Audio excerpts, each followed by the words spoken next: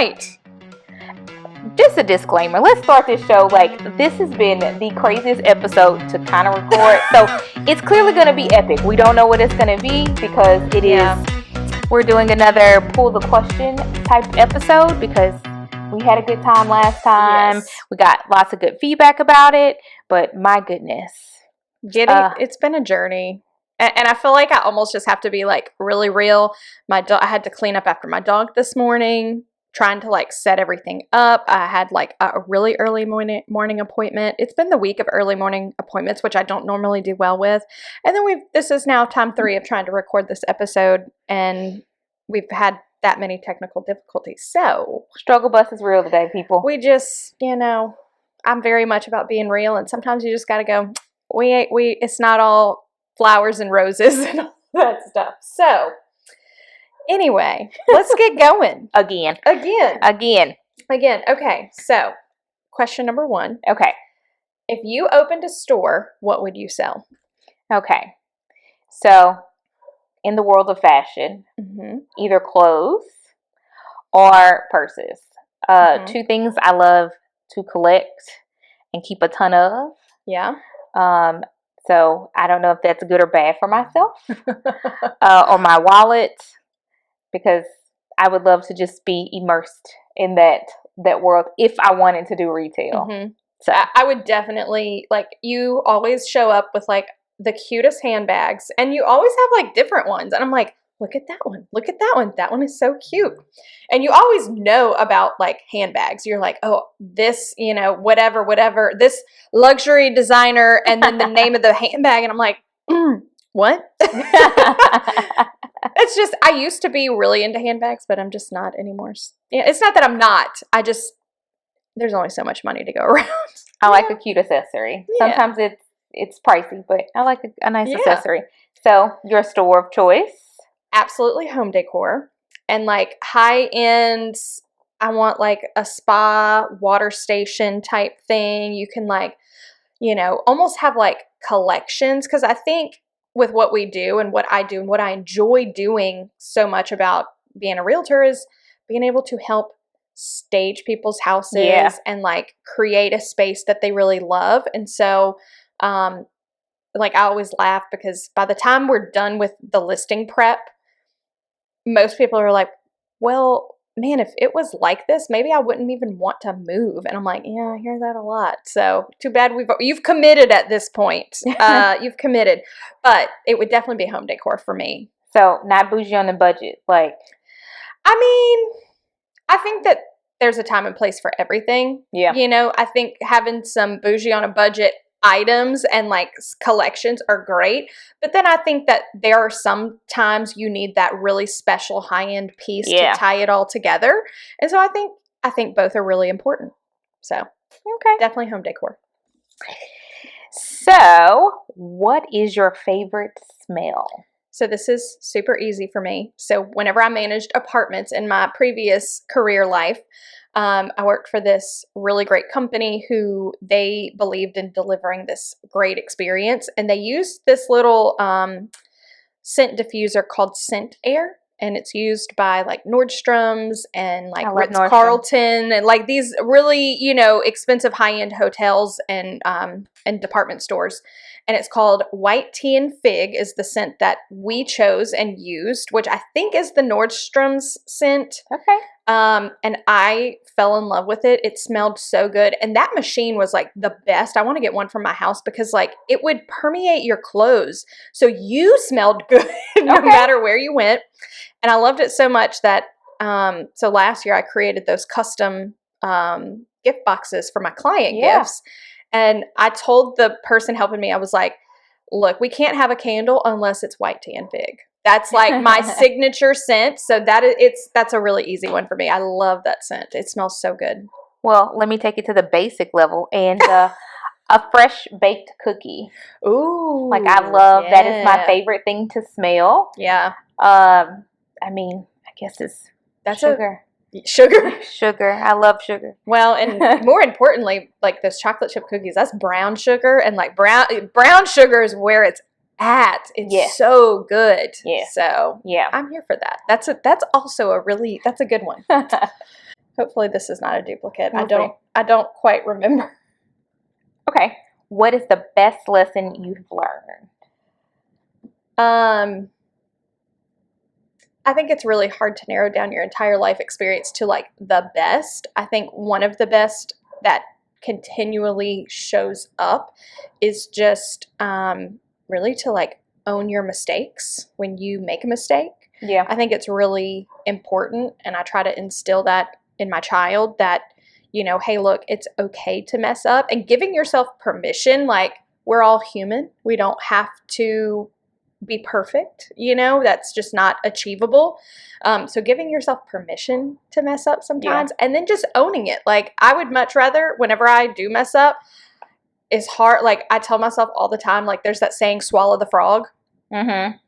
And there are plenty of times where I'm like pacing in my office, in my house, wherever, and I'm like, I have to make this phone call. I have to like tell people that I messed up. But I'm like, eat the frog, eat the frog, eat the frog, and just press dial and just do it. And like, it's hard. Like, those are hard things to have to say, like, hey, look, I screwed this up. But the moment I hang up that phone call, it's like a weight has been lifted, and like, you know what? You owned it. You figured out a solution, how to fix it, and you just move on. It's in the build-up, though, I think. The build-up is way worse than the actual conversation. People are never as mad as you think they're going to be, typically. Oh, no. Yeah, usually. Usually. Yeah, usually. So, anyway, what about you? One of the biggest lessons that I've learned is to truly be okay with your flaws. Like, there's nothing to be ashamed of. We all have them. And I think in having daughters and, you know, not having them feel ashamed of things that make you who you are, or things that you're a work in progress with, and like just owning it. So certain things about myself, I'll literally say, well, listen, it's not on my to-do list to improve it this year, or this is, you know, who I am, and it's okay. But to give myself permission to be okay with that and accept it, and stop trying to fight it. Because sometimes you fight your natural self, and then like you're wondering why like the struggle is so hard. It's because you're fighting it. It's like, embrace it, and usually you'll either grow out of it, or, you know, you're just like, this is a part of my character. This is who I am. I'm good with it. You know, don't feel ashamed, you know, for something that makes you different, makes you special. So Agreed. I think that's a really good one. So good luck, pull. All right. Let's see. I'm going to just pull from the top this time. We definitely did that one. This is a train wreck episode. I mean, look, we already said, I don't even, that's not a good question. Okay. Did we do this one? What is your favorite meal of the day? Did we do that one? No? We've not. Okay. So what is your favorite meal of the day? I mean, coffee is not a meal, but I do put protein powder in my coffee, so I would like for that to count. Okay. Probably lunch, because I do, when I make sure I have lunch, not perfect, working on that, truly. When I make sure I do have lunch, it's like, that's my meal to get to eat whatever I want. Yeah. You know, whether it's healthy or not, but like, it's usually one that's uninterrupted by children because they're not home. That's a good point. I do really like lunch, mostly because of on occasion I'll go to lunch with friends. That's my favorite kind. But really what I really love, and this isn't just, you know, a particular meal of the day, but just of a specific day. I think growing up, like, my grandma would always cook on Sundays. And I think that there's really something special about like that Sunday supper. It's not like dinner, you know, like it's not, it's different. I don't know if that's a Southern thing or not, but like supper, you know, Sunday supper. And so on Sundays, I try to always like cook something, you know, roast. Substantial. Like a full meal with like sides and bread and like the whole thing. Because I remember growing up, my grandparents did that. My mom always did that. My mom still does that. She'll call us, who wants to come eat lunch on Sunday, you know, after church. And I think that there's something really, really special about that tradition, and just kind of carrying that through. So, you know, tad more specific than per day, but that's definitely my favorite meal. So a highlight. Yeah. Let's see. if you were a teacher, what is one rule you would make? Oh, Lord have mercy. Well, first of all, I'm going to speak for myself. Teaching is not my forte. I do the best I can with the children I have. I just cannot choose to be responsible for other people's children. So, mine are enough. I mean, I just want to take this opportunity to thank my children's teachers and all teachers out there because, like, bless y'all. We appreciate y'all We so appreciate y'all. Whatever you need, you let me know. I am not that parent that looks at that supply list and goes, why do they need this? You need this and you need a Target gift card? That's fine. Whatever you need. Quiet time? Like, we're going to have a nap time? I don't know.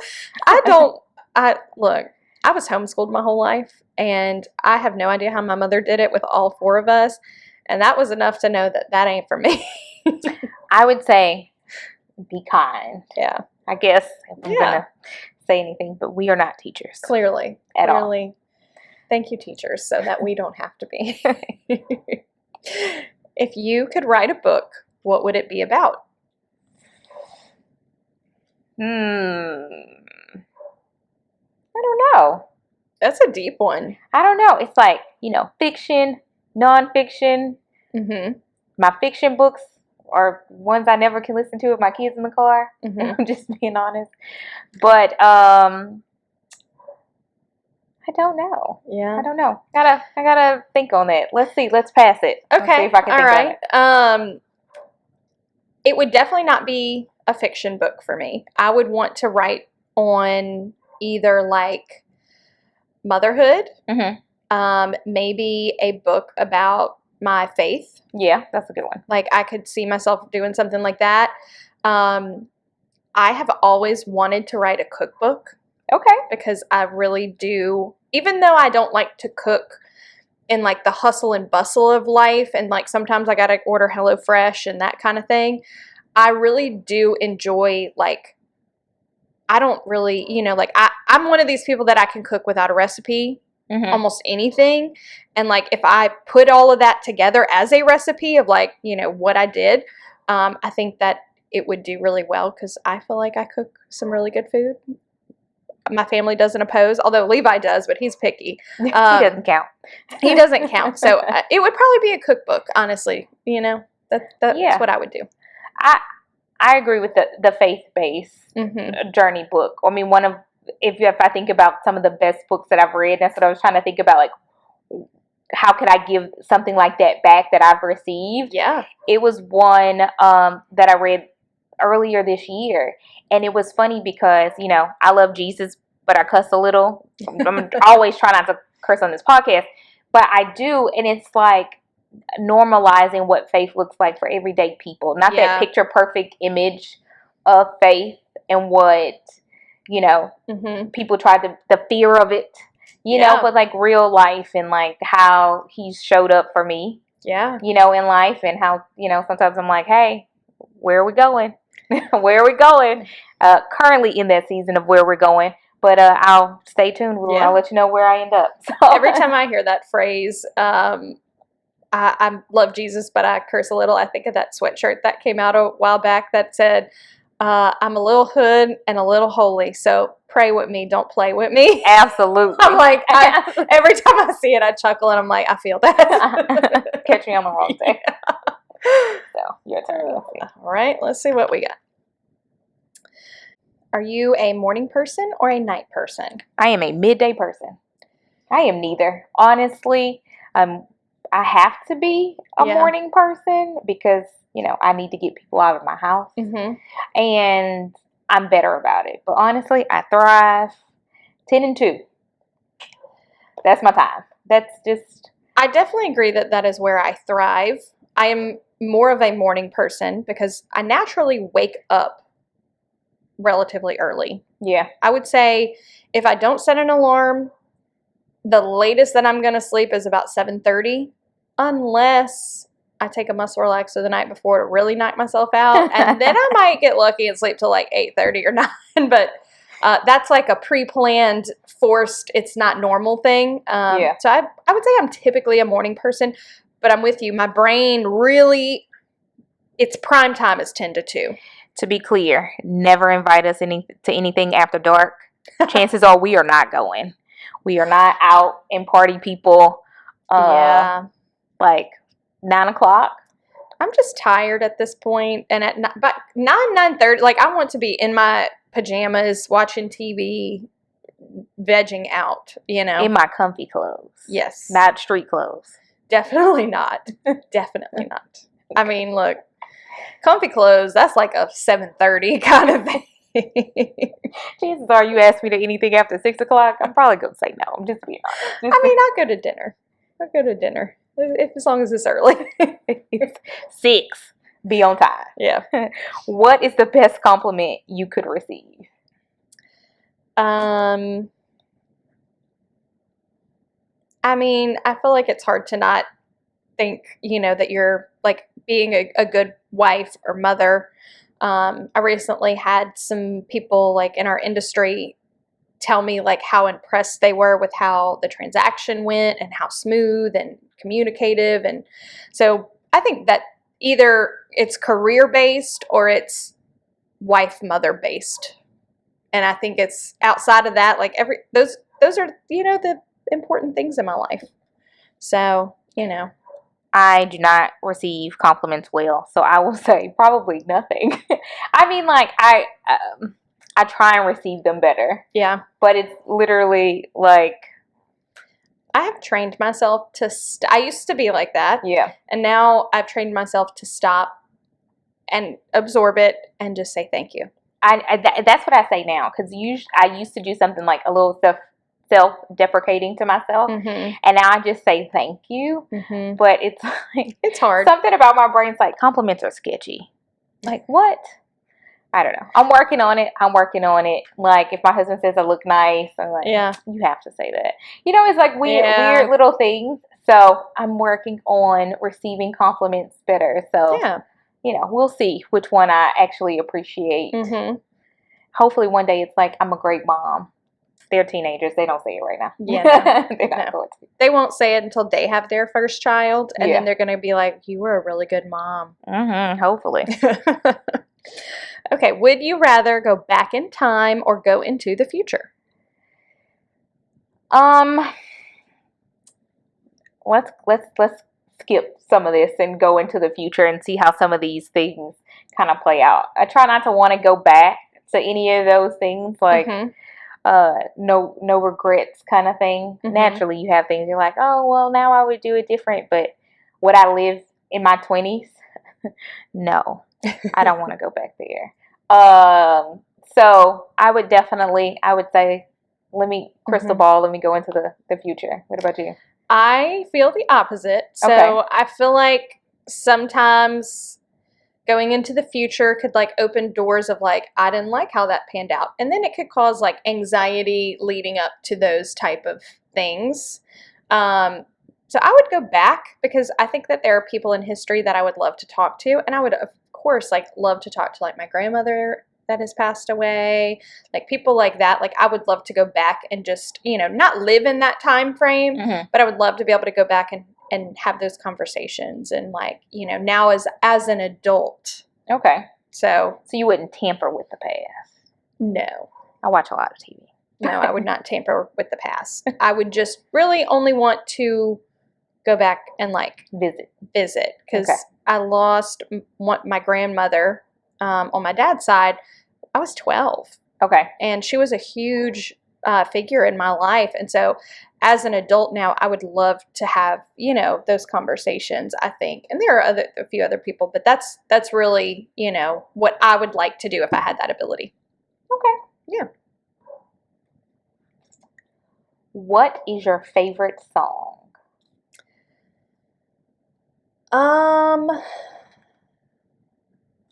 I mean, I'll just be a basic white girl and say, Don't Stop Believin' by Journey. I love that song. I have loved it my entire life. It's a good one. Well, you like what you like. You like what you like. So. Okay. Favorite song. I don't know. It depends. You know, Right? it like depends on context. You're like, It's is hard. it a hype song or it's like, It's hard to pinpoint it is a hard. song. I like music Mhm. so much, but let's go with like hype song. One of my favorite hype songs right now is Grand by Kane Brown. Oh, yeah. And it's funny because Dylan likes it too. Mm-hmm. And then, so, but yeah, it depends on that mood or whatever. But there are certain songs, it's so many of them that if they come on, I can always listen to it. And like that, that's it. But it's so many. But so if I have to pick one, let's pick that one. For now. I like it. Cool. All right. Is it my turn or your turn? Oh, I was thinking it was yours. Whoops. Uh-oh. Okay, well, we lost one. Feels right for this episode. Just feels right. It has just been one mishap after the other. Just spiraling. Tell me something I don't know about you. This is really hard. Let's see. Man, what don't you know?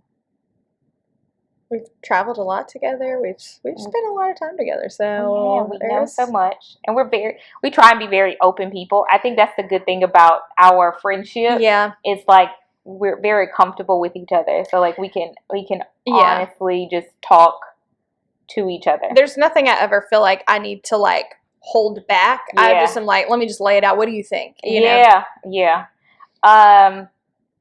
So okay. So Dylan asked me this question actually the other day. She said, what did you want to be when you grew up? Mm-hmm. And I actually wanted, and up until like my first semester in college, I really wanted to go to medical school. I really wanted to be a doctor. And then you get in that one college chemistry class and they really let you know, no. And so it's definitely shifted since then. But she was so sweet. She was like, but you can still do it. And I'm like, no, I can't. I don't want to. She's your ultimate hype woman. She says such motivational things. We just bottle her up. Yeah. Well, so sometimes she falls the other way too, but overall. Yeah. That's so interesting because I also wanted to go to medical school for the longest time. And then I decided I was going to go to nursing school. Okay. And again, that chemistry, it hits you and you're like, I don't think I want to do this anymore. And I switched to the easier chemistry professor who not handed things to you, but he simplified it. Yeah. It's all hard. It's hard. You have to be real smart to do those things, thank God. But my go-to for this type of question is the fact that I have 2 middle names. Mm-hmm. But I think you already knew that. So, man, I don't know. Like, that's usually like my go-to. And then my second go-to is, I was homeschooled my whole life. I got that, and I thought it was weird, but I try not to judge her for that. That was her parents' choices, so it's fine. And her parents are fine. I've met her mom. They're great people. I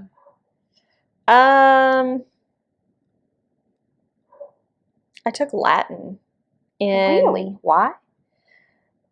That's a great question. It wasn't know. My choice.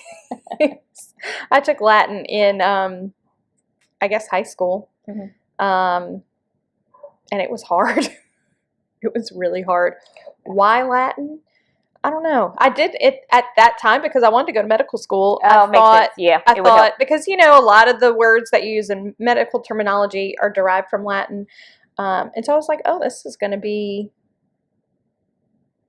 helpful. Useful. It wasn't. Nope. Okay. Anyway, okay. Moving on from that question because that was hard. Okay. Would you rather not take a bath or a shower for a month or not have access to the internet for a month? Look. Just don't come by me. I mean, that is really hard because I have to have the internet to work. If work was not a factor, I would give up the internet for a month. And I would get a bunch of books and I would read a bunch of books. If work is a factor, then I guess I'm gonna have to just, I don't know. Smell? Can I lazy man bath it? They Like didn't say, they said bath or a shower. Yeah, I mean, baby wipes, I guess if work is, factored into that, then I guess I'm going to have to go with the bath or the shower. Otherwise, I would definitely give up the internet for a month, and I would take it as like a purge period.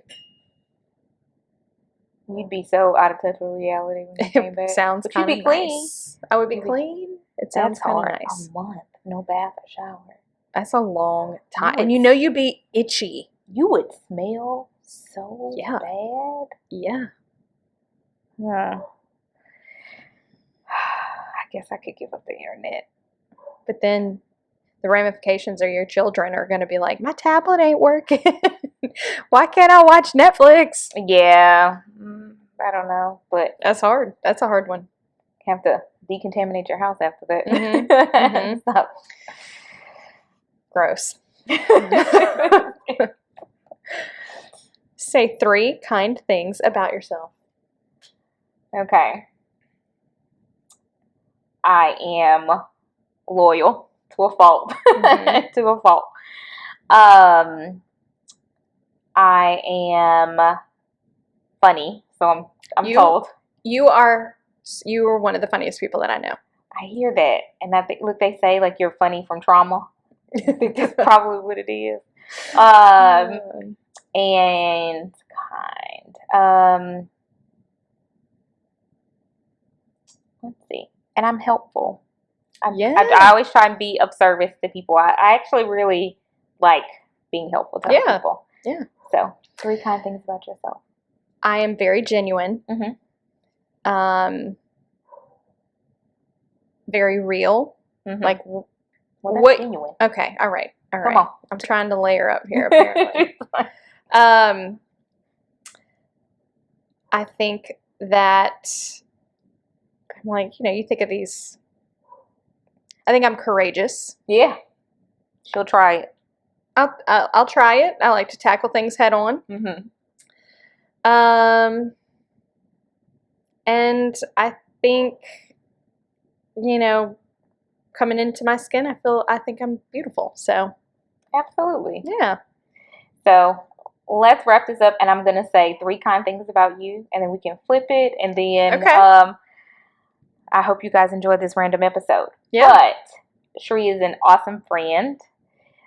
Legit. Like, hands down, authentic. If I can ask her anything or opinion, she's going to give me her most authentic opinion. And I love it that, you never judge me if we have differing opinions about it. You know what I mean? Like, true to where she's going to tell me how she feels, but still be respectful of me. Mm-hmm. And, I mean, she's just a straight up boss. Like, she goes out and she makes it happen. Like, yeah. So, man, fills my cup up. Okay, so 3 things about you that I love. I think that you are legit. You're so smart. Like, this podcast would not make it without you. Like, I mean, I come here, I show up, I prep our set now that it's in my house.